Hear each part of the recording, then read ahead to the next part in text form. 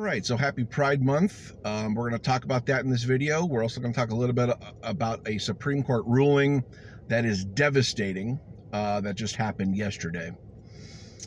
And oddly enough, they announced it, they made the ruling at the beginning of Pride Month, which is obviously strategic, and I'll tell you why. Okay, so it's Pride Month. Happy Pride to my LGBTQ followers, allies, etc. I'm always conflicted with Pride Month because it seems to be consumed by what corporations are selling to the LGBTQ community, and it's so not enough. It's so not what I want to see. I want to see queer liberation, okay? And that includes human rights. That includes workers' rights. That includes women's rights, okay? Pride Month being about capitalists selling their products to people, man, it can't be all about that. It just can't. That is weak. That is pathetic. That is surface level. If you're truly about supporting the LGBTQ plus community, you're about the rights that they deserve, okay?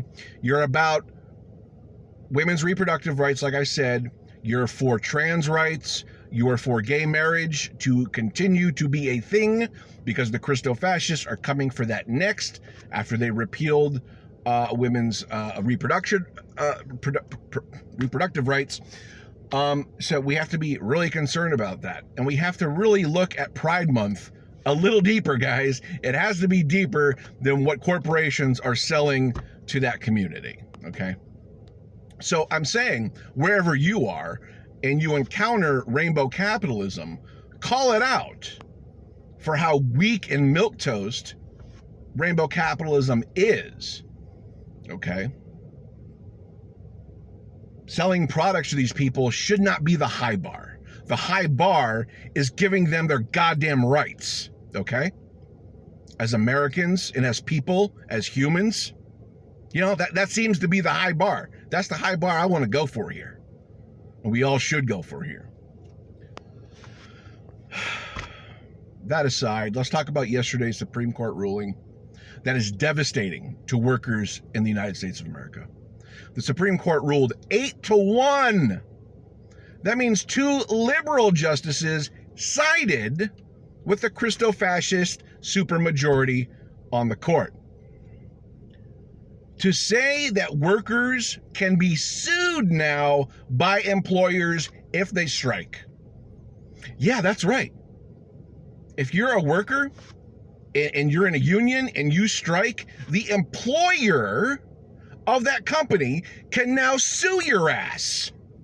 This is going to devastate workers' movements and workers' rights in this country, and liberal judges sided with the fascists, sided with corporate powers.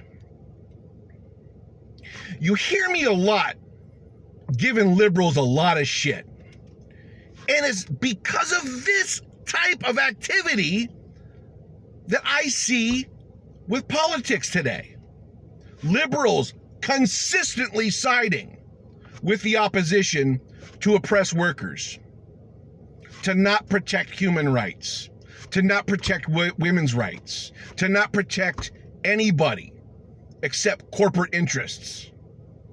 This is why I'm not a liberal, guys. I don't do the liberal thing. At this point, liberals are traitors to the working class of this country.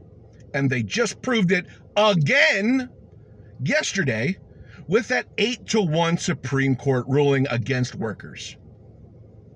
Ketanji Brown Jackson, we give you credit for that, but we know who liberals are. We know who establishment Democrats are. They side with corporations whenever possible, okay? And this is why progressives like me are always mad at liberals. And they don't seem to get it. Well, this is when you get it. If you don't get it, this is when you get it.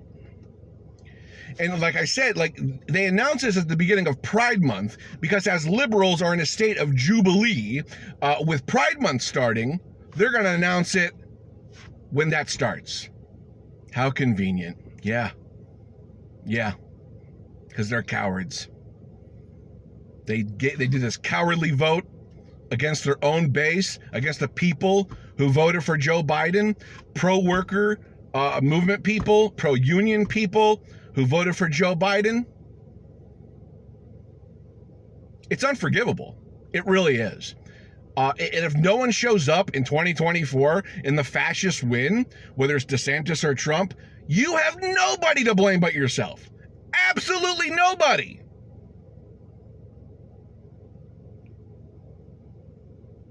At this point, it almost seems like us falling into a fascist shithole political cycle is probably the best thing for this country to rise up, okay, and take back their government. Because liberals aren't protecting anything. Liberals aren't doing anything for as far as human rights go, as far as worker rights go. They're doing nothing. They're siding with the oppressors, guys, okay? So this is going to get the country up off their asses and getting the pitchforks. So maybe that's a great thing. Maybe it will be. Maybe it won't. We'll have to see. But liberals cannot stop disappointing me. They do not stop disappointing me. At least they're consistent with it, because I've been railing at liberals for a long time now. How weak and feckless and pathetic this establishment Democrat leadership is. Not particularly liberal voters, although there are some that are just pathetic. But I'm really mainly talking about establishment Democrats here, okay? Because I know a lot of liberals who have strong progressive values that they just don't lean into enough. And I'm saying, if you're that person, you got to lean into that stuff now more than ever. Because we're losing everything. We're losing everything with liberals in control of the White House. We couldn't get anything with Joe Biden when he had a supermajority for his first 2 years. Guys, this is pathetic. Joe Biden falling down yesterday, that's just emblematic of the Democratic establishment. Falling down on their faces at every opportunity. I have nothing good to say about establishment Democrats. None of them. Anyways, I hope you guys are doing great. Hope you're taking care of yourselves. Please do that. But as Pride Month goes on, remember, this is about queer liberation and not rainbow capitalism. Okay? Leave me a comment. Let me know how you're doing. Take care.